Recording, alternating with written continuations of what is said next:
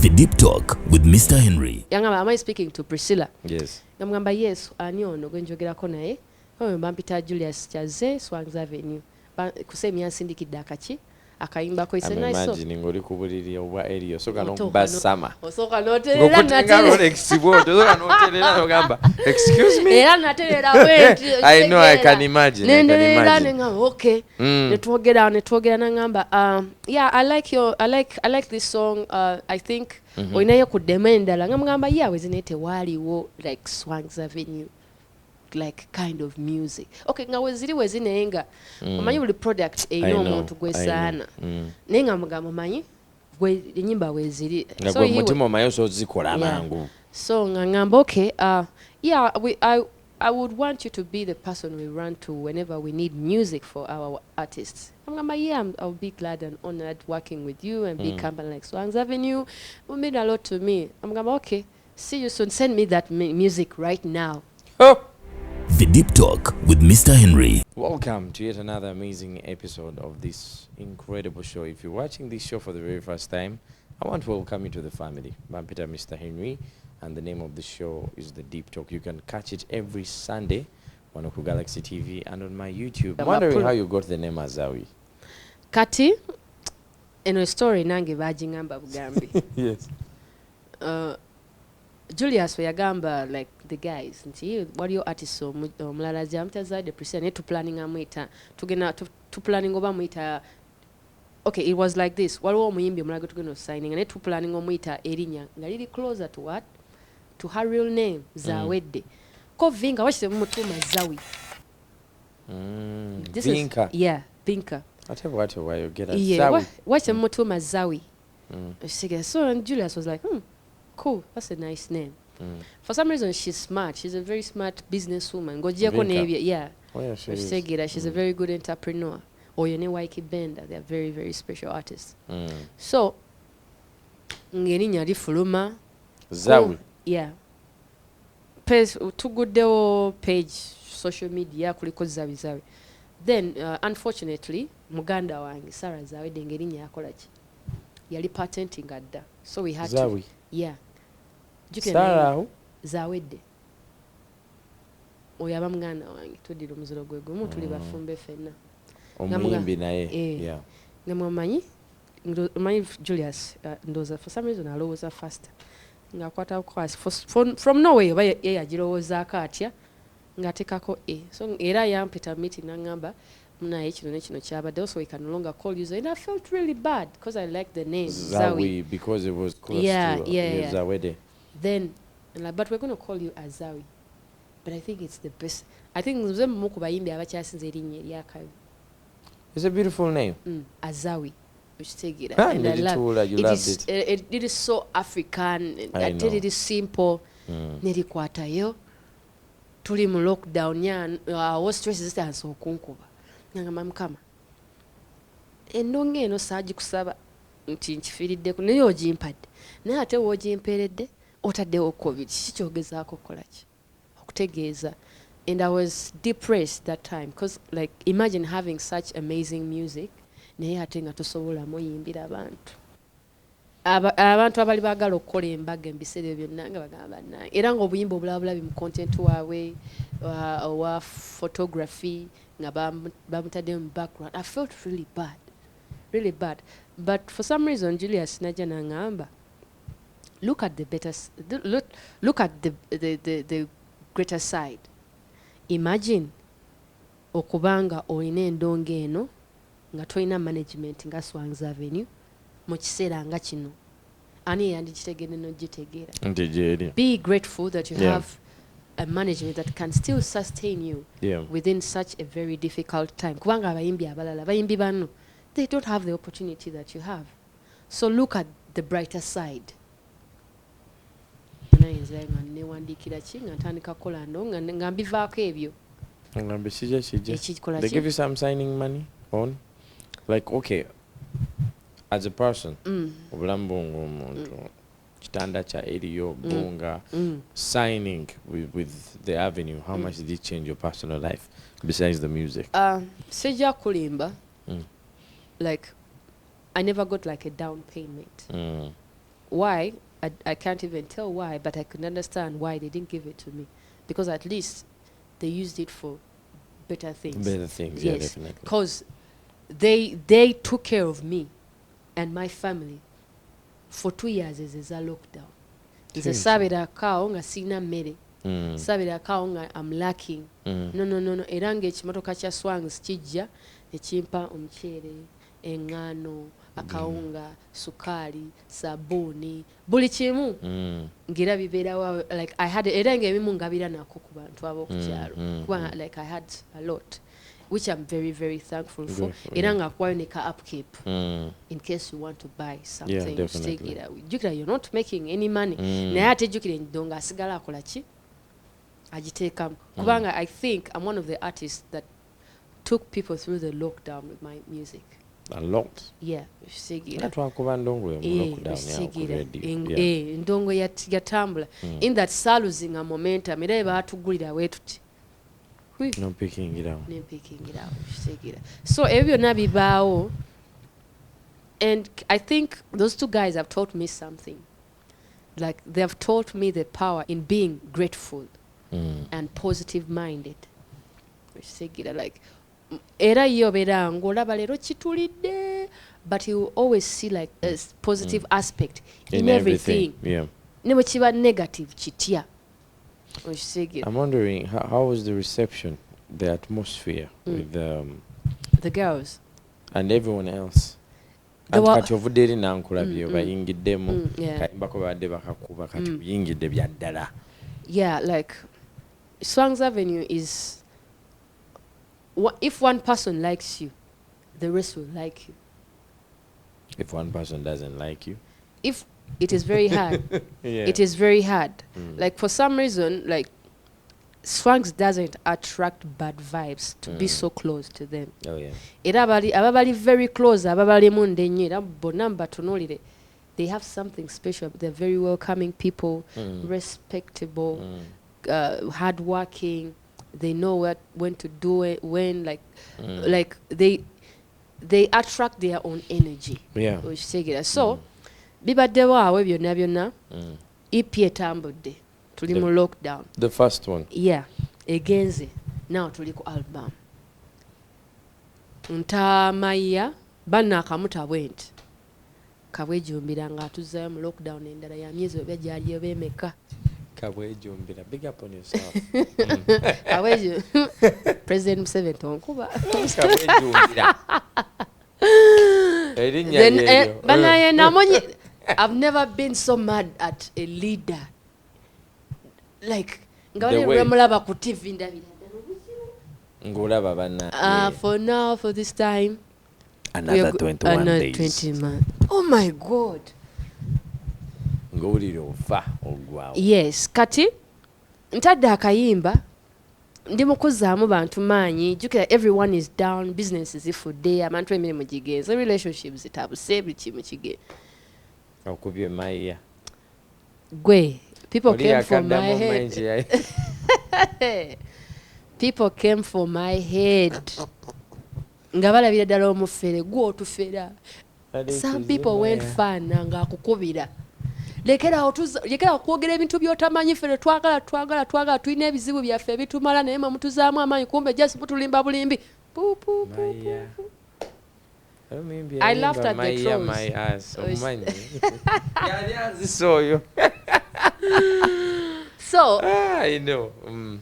But I didn't kubanga kayimba kuna katya ndoza was it 2020 ngatandika. But as the year, like,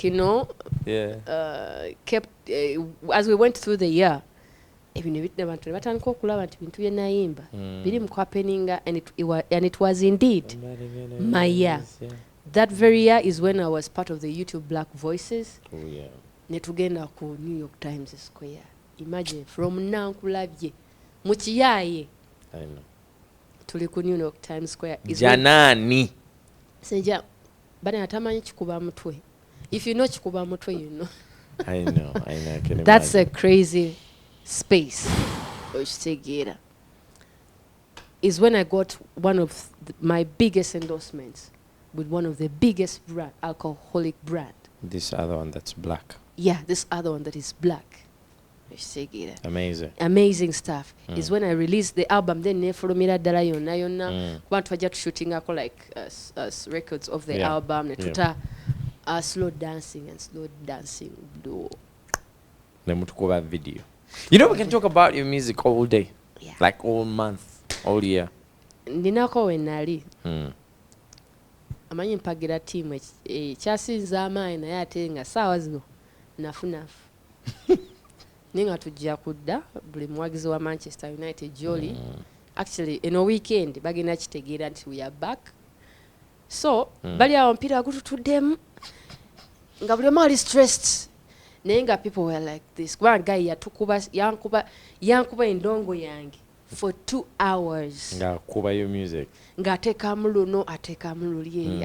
And I'm like, oh my God, I really have nice music. Like, DJ asolo kuba seti yenyimba zange for 2 hours. You realize I have 43 songs out. In a very short time. Amazing. And ngola mpira kuba tudem naye nga at least ko bali bwe My tea is done. I would have sipped to that. Naye nga bali bwe bati bali osigera ningamba okay, this is serious. The album got like amazing reception. African music, Ugandans album ne baji ranking okuba one of the best albums we've ever released. But actually bazi naminga biri eyange ne yasema timba, which gives me so much Maddox. yeah. Kinzizaamu amaanyi kubanga ye musajja oyo ate mulala. Way back. He's production way back. Oh my God, like leero olulimba lwo oluwulira saawa zino his music will really like. So you are ranked up there with him. Kati imagine album ya generation eyo ni ya generation eno nga tulisiko bagamba tulisika amaanyi. Do you feel like without Swangz, I know it's a tricky one. It's a tricky one to answer, but do you feel like Singer Swangz Teaja, if Julius and Beno did not come to you at the time they came to you, you would have become somebody? I don't want to say you would have become who you are, because Azawi wouldn't have happened, the name, a lot of things would have happened. But do you feel like one day, but there's still Charlie music and the star that you are? I don't think so. I won't lie. Because in our country, I don't think there is a management better than Swangz Avenue. The reason? They're so professional. Yeah, they're so professional, and they like Batekam Saint, and they've like for the time they have been here, social network jebaina eba was that advantage. Yes. Like it's very easy for someone to trust a company like Swangz. I personally, somebody that saw you and who you are now, and the way you quit water now. The management has been able to keep you grounded. Yeah. We've seen a lot of people that get hit songs. Omanya akatala kano. Azawi. Okamanyi nga kakubye mbwe kati. That was only steady. A lot of people lose it. Yeah. But you've been able to remain grounded, and we don't even have time. Some questions I had saved them for last, but let me bring them now. Conscience, Sauti So, Benso. Did you even ever think that you'd sing with those people? Nzichobola bero olusimbeera awo amanyi nina ebyokunywa byange mu nnyumba, nina ekintu kyenzijukira ne ngamba let me go and drink to that. You drink alcohol? Of course you represent an yes, alcohol brand. I do. And I go ne ngamba let me go manetoola ngena mu fridge yange. Let me drink to that. You get the other black one. Like that is how I am. Oba nkira ku makya and I'm like, oh my God, God has been so nice. And I put my crew in the car and we go and I spend some money and we come back home. I love that. You spend some money. Yes, and I spend some money. Because nze kankubulire nze mwala wa Nakamate nze golaba wano. If it wasn't for God and his favor, era kyekiba kibagamba nga tonnafa teweevuma nsi kubanga bino ebintu byenfunye in just a very short period of time, the name that I've made for myself, the people, the friends that I've made, like the achievements that I've got, like just nebaza Katonda era bane mwebaza every day era kyekiba kyenkugambye nze nina kyenzijukira nengamba katugende. I drink to that because he has been so good. Because now I have 2 albums. Yeah, Sankofa is out. I have some of the biggest acts on it. I have Conscience. Biggest. Bwe nali nga mu band nga nyimba reggae na dancehall only. I remember your first performance at Roston, right? Every man to agya. Kati nno nkubulireko. Tuli backstage awo nzaddako ndoza wabula eddakiika ndowooza nga 2.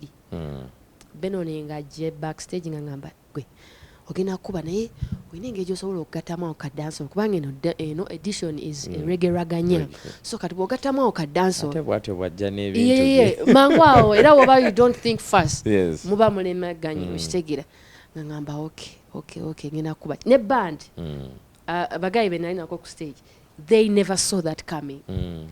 Twali twarehearsinga akayimba aka anti ke tuyina okitegeera tukuba oluyimba luggwa nga I switch up the mood nabo era if you go back and you look at that video, yes, they were also looking at me like, okay, what is going on, what are you doing? Oh my God, akanika blowing her up. Like for me, for some reason mu bwongo bwange ng'ekintu kingamba, this is your time, make a statement. Show them what I want. Yeah, show them.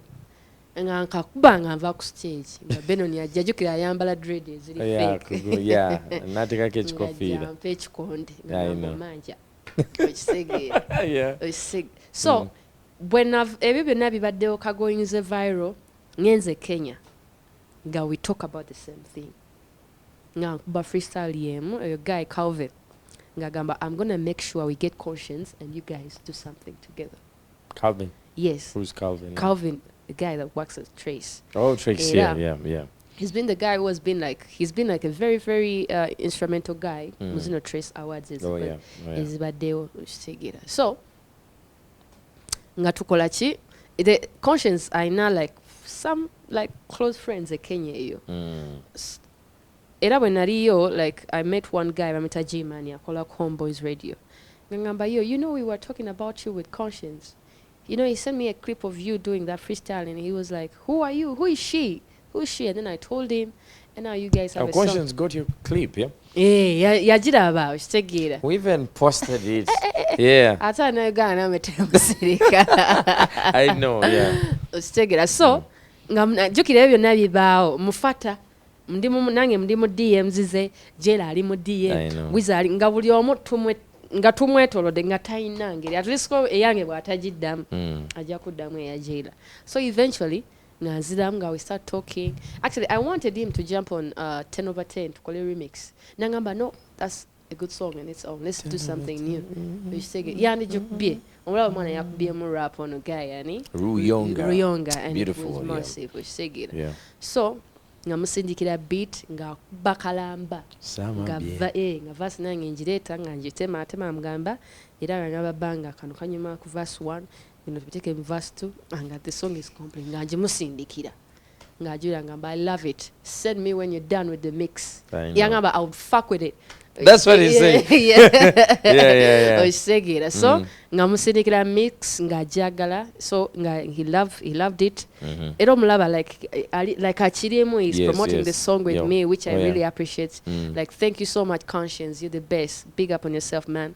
Era we are working on shooting the visuals like teri kuzikiza mwana wena nkolabi ukitegeera had Conscience. The second collab I think he's had in Uganda. He had one with Apex. Beautiful song. Now this is another one. You get Sauti Sol. I get Sauti Sol at a time when the world doesn't know Baba Dibichi for you managed to get them on a song. They are onto something chebaita alone together. Like everyone is like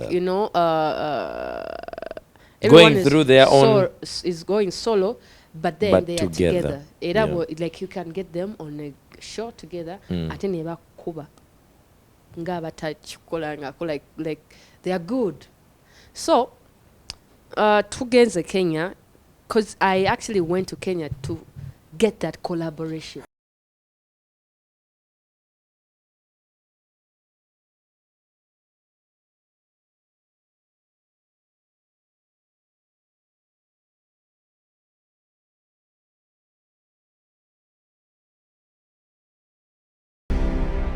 The Deep Talk with Mr. Henry.